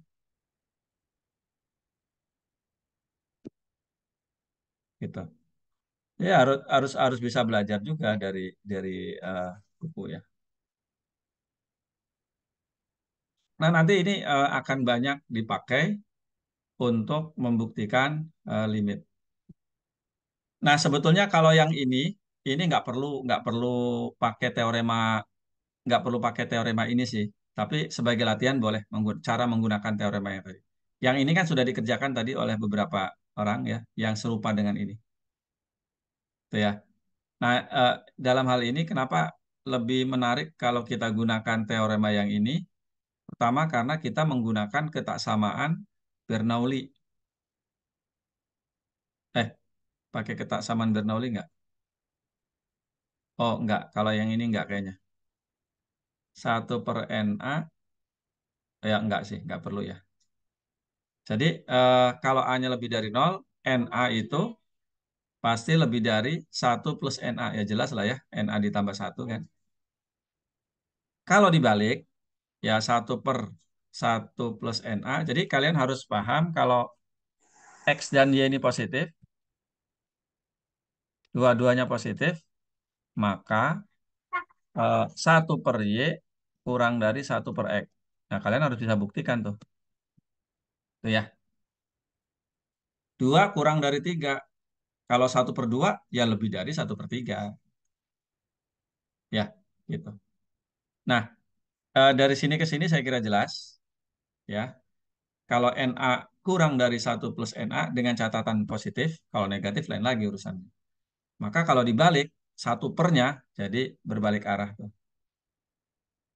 Nah, setelah itu ya 1/NA sesuai dengan rumus barisan dikurangi 0 karena disuruhnya membuktikan bahwa dia sama dengan 0, kurang dari atau sama dengan dari sini ke sini itu kan membuang 1 ya. Artinya penyebutnya jadi lebih kecil. Kalau penyebutnya lebih kecil, maka nilai pecahan ini jadi lebih besar. Yang tadinya 1/1 plus NA menjadi 1/NA. Dibuatlah kayak begini.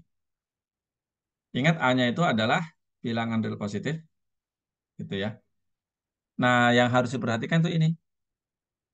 Si barisan 1/N-nya itu konvergen ke 0. Maka barisan ini konvergen ke sini. Nggak mesti 0 ya yang di situ. Yang harus konvergen ke 0 itu sebelah sini. Ini konvergen ke 0. Maka 1/1 plus NA-nya itu ya konvergen ke bilangan yang ada di sini. Kebetulan 0. Jangan sampai ditukar gitu. Karena di sebelah sini konvergen ke 0, maka ini juga konvergen ke 0. Enggak, bukan begitu. Ya. Nah, contoh yang lebih apa namanya? Lebih menarik mungkin yang bawah ini. Gimana cara nulisnya ya? Oke, di sini aja mungkin.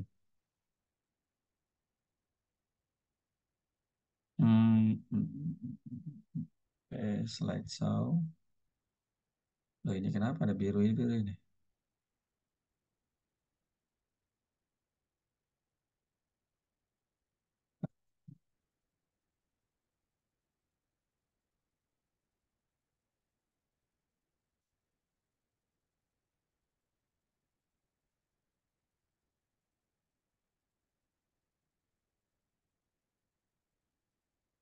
Anotasi. Oh, ini dari anotasi. Oke. Oke.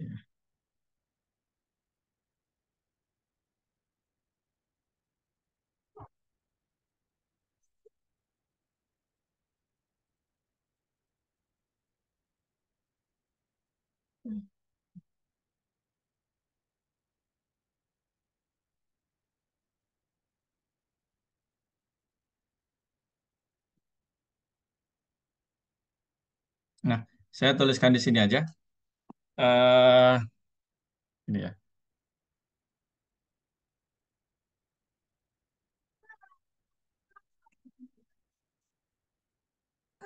Tadi limit B pangkat N sama dengan 0 jika B-nya kurang dari 1 tapi lebih dari 0. Positif tapi kurang dari 1.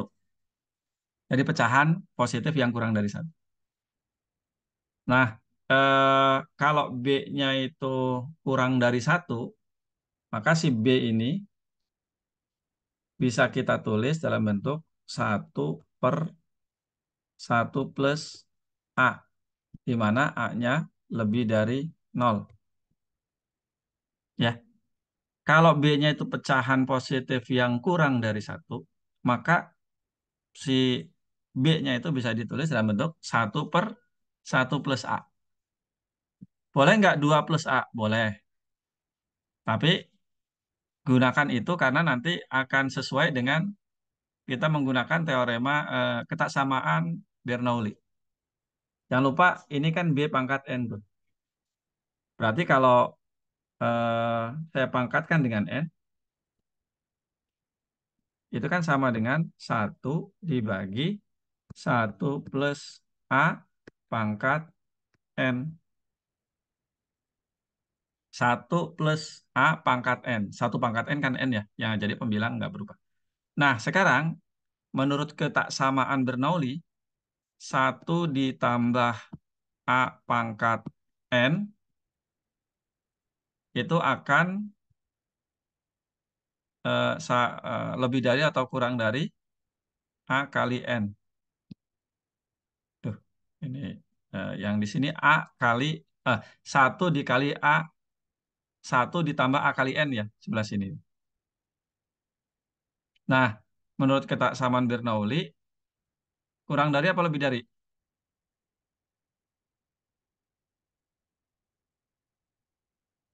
Ayo, ingat, kurang dari atau lebih dari?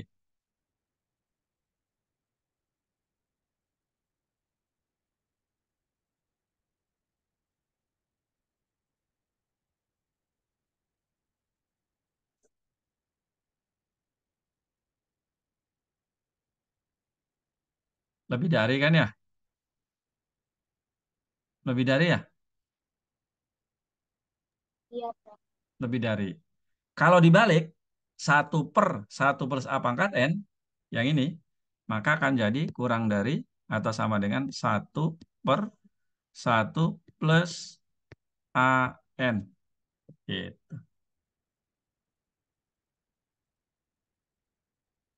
Nah, supaya terlihat, maka ya ini B pangkat N kurangi 0 dalam nilai mutlak kurang dari atau sama dengan, ya ini dalam nilai, yang ini kalau dibuat dalam nilai mutlak juga ya sama aja.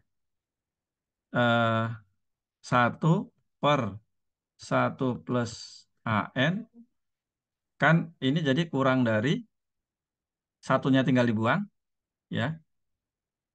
Jadi 1/A kali 1/N gitu. Nah, masalahnya ini konvergen ke mana? 1/N itu konvergen ke 0. Maka B pangkat N konvergen ke bilangan yang ada di situ. Gitu. Ya, kebetulan yang ada di situ 0. Gitu. Jadi secara umum barisan geometri, itu kan barisan geometri sebetulnya, dengan rasio B. Tapi B-nya kurang dari 1. Gitu. Dan positif. Ya akan konvergen ke 0. Ya. Nah, itu yang eh, dijelaskan di sini. Lah, sebentar, sebentar. Ini udah pada lewat ini.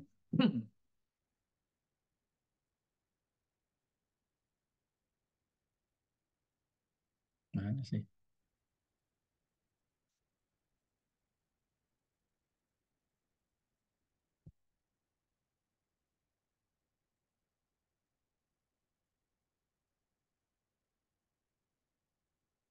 Nah, itu yang dijelaskan di sini. Ya, yang dijelaskan di sini. Nah, nanti ini dibaca nih. Secara khusus, khususnya jika B-nya 0,8, sehingga A-nya sama dengan 0,2, 0,02, 0,25, maka untuk epsilon 0,01 ya mulai suku ke 401 gitu ya. Selisih itu kurang dari epsilon tadi. Nah, ini kurang lebih caranya sama. C C-nya positif. Kalau tadi kan bilangannya positif tapi kurang dari 1. Kalau ini C-nya positif C-nya positif. Oke. Kalau C-nya positif aja, maka limit 1. Kalau tadi B pangkat N, kalau ini C pangkat 1 per N. Itu akan konvergen ke 1. Gitu ya. Konvergen ke 1. Kalau C-nya sama dengan 1, itu sih gampang gitu ya. Karena jadinya bilangan konstan. Nah, masalahnya kalau C-nya tidak sama dengan 1, nah itu penjelasannya ada di sini.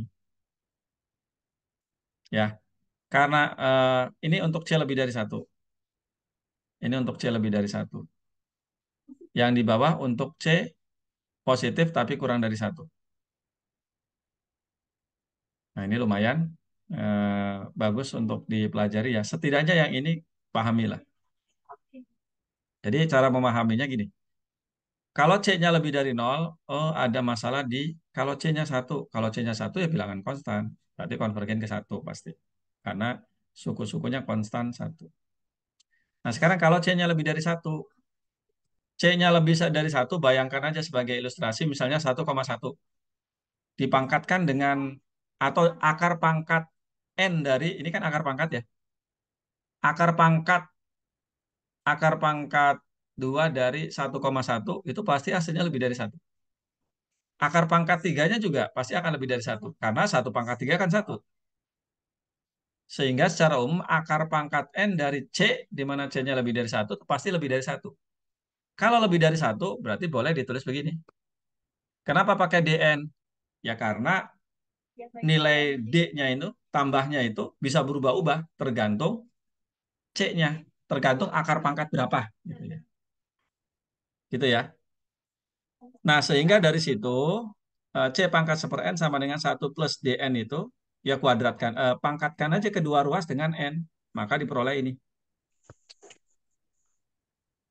Kembali gunakan lagi ketaksamaan Bernoulli. Ya, Bernoulli. Maka dari situ, ya satunya pindahkan aja ke ruas kiri. Jadi seperti ini.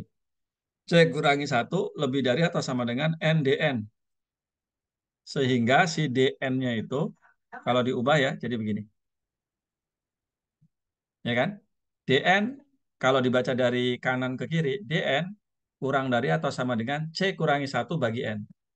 Karena N-nya bilangan asli, positif, ya tidak mengubah ketaksamaan. Gitu. Nah, dari situ, lihat ini, C pangkat 1 per N kurangi 1, C pangkat 1 per N kurangi 1, saya hapus saja dulu. Itu ya. C pangkat 1 per N kurangi 1, ini ya, tadinya nih, balik lagi ke sini. Kalau dikurangi 1, kan sama dengan DN. Dikasih nilai mutlak, ya tetap aja DN, karena DN-nya positif. Si DN-nya, nih lihat, kurang dari atau sama dengan C kurangi 1 per N. Gini. Nah, si C kurangi 1, ingat tadi C-nya lebih dari 1. Kalau dikurangi 1, ya tetap bilangan positif. Nah, kemudian, si 1 per N ini kan konvergen ke 0. Maka, C pangkat 1 per N, barisan C pangkat 1 per N, konvergen ke sini. Jadi konvergen ke 1. Itu kalau C-nya lebih dari 1. Kalau C-nya antara 0 dan 1, nah itu silakan Anda pelajari. Kalau C-nya di antara 0 dan 1, ya nilainya kan antara 0 dan 1 juga, apalagi ditarik apa, dipangkatkan 1 per N. Hasilnya pasti di antara 0 dan 1 juga. Jadi 1 per suatu bilangan. Nah, disettinglah seperti ini. Kembali lagi menggunakan ketaksamaan Bernoulli. Nah, jadi itu silakan dipelajari. Yang lainnya udah makin rumit. Ini tadi yang berkaitan dengan soal-soalnya. Setelah itu seharusnya sih membahas ini. Eh, Bagaimana membuktikan bahwa limit negatif 1 pangkat N, barisan negatif 1 pangkat N tidak konvergen ke 1.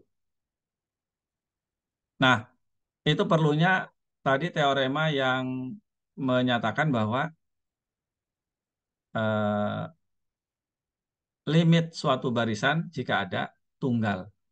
Karena bisa jadi nih, barisan ini kan negatif satu, satu, negatif satu, satu, dan seterusnya. Seolah-olah nanti dia konvergen ke satu dan konvergen ke negatif satu, dan itu dibantah.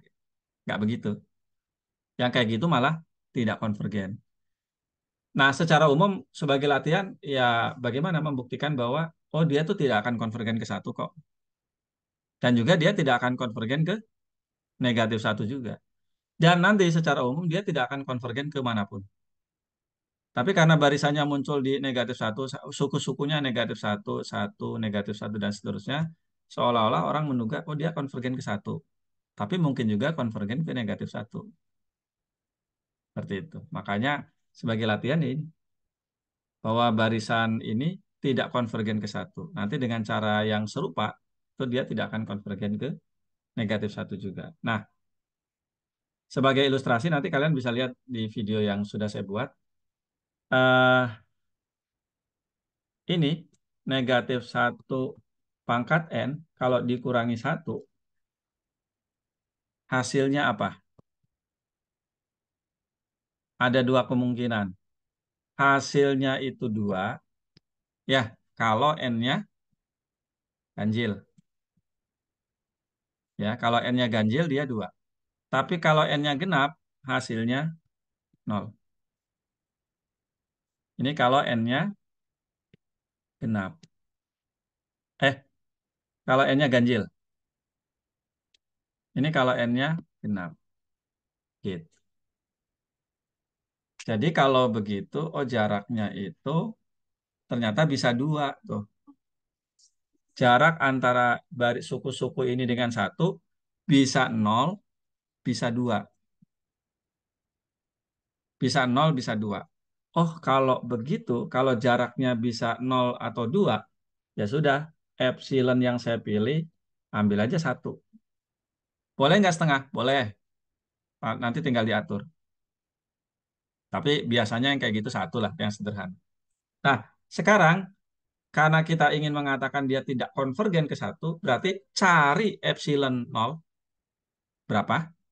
Sehingga berapapun bilangan asli yang diberikan, dan si N lebih dari atau sama dengan K, tetapi ini lebih dari atau sama dengan epsilon nol itu. Jadi prosesnya ya pilih epsilon nolnya sama dengan satu, maka untuk setiap bilangan asli K, pilih untuk setiap K ya, N-nya lebih dari K, di mana N ganjil.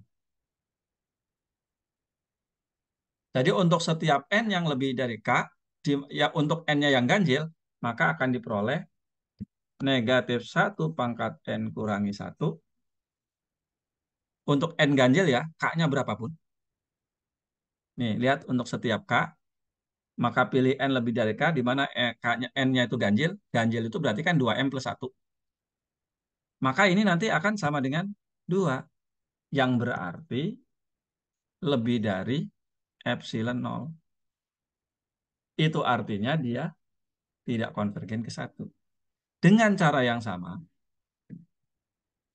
barisan itu juga tidak konvergen ke negatif satu. Nanti yang akan dipilihnya yang genap. Si N-nya yang ini. Nah, untuk lengkapnya nanti kalian bisa lihat di video yang sudah saya buat. Ya, ilustrasinya begitu. Tapi lengkapnya ada di video itu ya. Oke, setelah itu ya baru ke slide berikutnya itu teorema limit barisan ini berarti.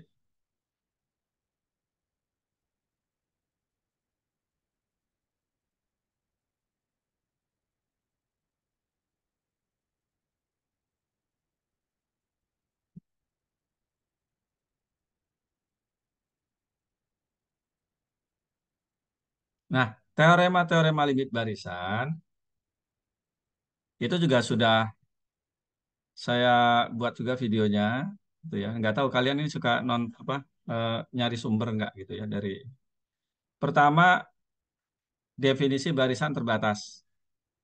Ya, jika suku-sukunya kalau dikasih nilai mutlak tidak pernah melebihi bilangan tertentu. Itu ya. Nah, contohnya ini negatif 1 pangkat N. Nah, kalau kalau ini kan gampang ya. Kalau ini sih jelas. Negatif 1 pangkat N dalam nilai mutlak pasti kurang dari atau sama dengan 1. Berarti terbatas. Kalau yang ini gimana? Ya, tinggal dikuadrat sedikit. 2N per N plus 3. Itu kan sama dengan 2N kurangi 6 ya. Ditambah 6 bagi N plus 3. Salah. Ditambah, gimana? 2N ditambah 6 dikurangi 3. Dikurangi 6. 2N plus 6, 2N plus 6 dibagi N plus 3 itu kan 2. Ini dibagi ini itu kan 2. Ya. Dikurangi 6 per N plus 3. Gitu. Kalau ini dibuang, itu kan kurang dari 2. Ya, berarti si ini, karena suku-sukunya positif sih ya, jadi nggak mungkin negatif, nggak usah pakai nilai mutlak juga nggak apa-apa. Dia pasti kurang dari atau sama dengan, kurang dari 2. Kapan dia nilainya sama dengan 2? Nggak pernah sih. 2 kali, kalau 2-nya 1, kalau N-nya 1 kan 2 per 4. Kalau N-nya 2, 4 per 5. Jadi nggak akan pernah sampai 2. Gitu. Itu cara menunjukkan terbatas. Kalau ini, bilangan asli, tidak terbatas. Dari mana tahu? Sifat Archimedes. Ya, seandainya dia terbatas oleh X, maka menurut sifat Archimedes akan ada bilangan asli yang lebih besar dari X. Nah, cara menjawabnya gitu. Itu ya. Hmm. Nah, teorema yang pentingnya adalah jika barisan itu konvergen, maka dia pasti terbatas. Jika barisan itu konvergen, maka barisan itu terbatas. Kalau barisannya terbatas, belum tentu konvergen. Kalau barisannya tidak terbatas, sudah pasti tidak konvergen. Nah, itu namanya terbatas itu adalah syarat perlu untuk kekonvergenan. Kalau konvergen kalau konvergen pasti terbatas, tapi kalau terbatas belum tentu konvergen. Tapi kalau tidak terbatas sudah pasti tidak konvergen. Nah, itu jadi terbatas itu namanya syarat perlu, bukan syarat cukup. Pernah di logika ya sudah dibahas. Nah, ini cara membuktikannya. Misalkan limit x(n) itu sama dengan 1 ya. Untuk menunjukkan dia terbatas. Kalau limit x(n) itu karena dia konvergen kan punya limit. Misalkan limitnya tuh x. Maka kalau dia konvergen ke x, pasti untuk setiap epsilon terdapat bla bla bla dan seterusnya itu ya. Nah, kalau untuk setiap epsilon berlaku seperti itu, ya kalau epsilonnya sama dengan 1, berlaku juga dong. Jadi kalau epsilonnya 1, pasti ada bilangan asli K, sedemikian sehingga si ini kurang dari epsilon, dalam hal ini 1, epsilon 0, untuk setiap N yang lebih dari K, K tadi. Kemudian menggunakan ketaksamaan segitiga, ya, ketaksamaan segitiganya tuh ini dari sini nih. Dari sini, nilai mutlak xn kurangi x kurang dari atau sama dengan kurang dari 1. Ini kan lebih dari atau sama dengan nilai mutlak dari nilai mutlak xn kurangi nilai mutlak x gitu tuh. Nilai mutlak. Sehingga kalau nilai mutlaknya dibuka, nilai mutlak xn kurang dari 1 plus nilai mutlak x gitu. Ya, dari sini ke sini. Jadi kalau n-nya lebih dari atau sama dengan k, maka suku-sukunya akan kurang dari nilai mutlak X tambah 1. Jadi kalau N-nya suku-suku yang ke K lebih, misalnya K-nya sejuta ya, maka mulai suku ke sejuta dan seterusnya, suku-sukunya itu nggak akan lebih dari ini nilainya. Tapi kalau yang kurang dari sejuta gimana? Ya, maka diantisipasilah dengan ini. Cari yang terbesar di antara barisan-barisan itu. Di antara ini, nilai mutlak suku pertama, nilai mutlak suku kedua, nilai mutlak suku ke K-1. Ini untuk mengantisipasi suku-suku yang kurang dari K. Yang lebih dari atau sama dengan K sudah pasti kurang dari ini. Sehingga secara keseluruhan dia tidak akan pernah melebihi M suku-sukunya itu. Nah, dari situ kita peroleh, nah begitu ya, nilai apa namanya? Eh, nilai mutlak Xn kurang dari atau sama dengan M. Itu artinya dia terbatas. Kalau konvergen dia terbatas. Nah, ini teorema-teoremanya, teorema-teorema yang gampang, tapi sebetulnya nggak segampang yang dibayangkan ya. Misalnya yang pertama nih, ini kan maksudnya suku-sukunya dijumlahkan dulu, baru cari limitnya. Kalau yang ini, cari limit masing-masing sukunya, jumlahkan. Gitu. Jadi kayak sifat apa? Yang A kali B plus C sama dengan AB kali distributif. Dan ini jauh lebih mudah ketimbang ini, ketimbang yang kiri. Karena ini jumlahkan dulu suku-sukunya, baru cari limitnya. Kalau yang ini, cari limitnya masing-masing, hasilnya jumlahkan. Gitu. Nah, itu kurang lebih pengertian yang ada di sini. Ya, nah membuktikannya itu yang perlu kalian pelajari. Saya sudah menuliskannya di video. Minggu depan saya akan tanya masalah ini yang bisa menjelaskan. Minggu depan harusnya UTS, tapi saya akan mundurkan aja UTS-nya. Sampai ketemu di kelas dulu. Dan ini sudah dibahas di video dalam bentuk tulis tangan. Kemudian ini ada teorema apa nih? Teorema Apit. Ya, teorema Apit di kalkulus juga ada nih. Nah, ini contohnya ada. Kemudian tes rasio. Nah, sampai situ dulu. Minggu depan baru kita bahas apa namanya? Barisan monoton. Kalau ini untuk sembarang barisan gitu. Itu ya, kuliah kali ini saya stop share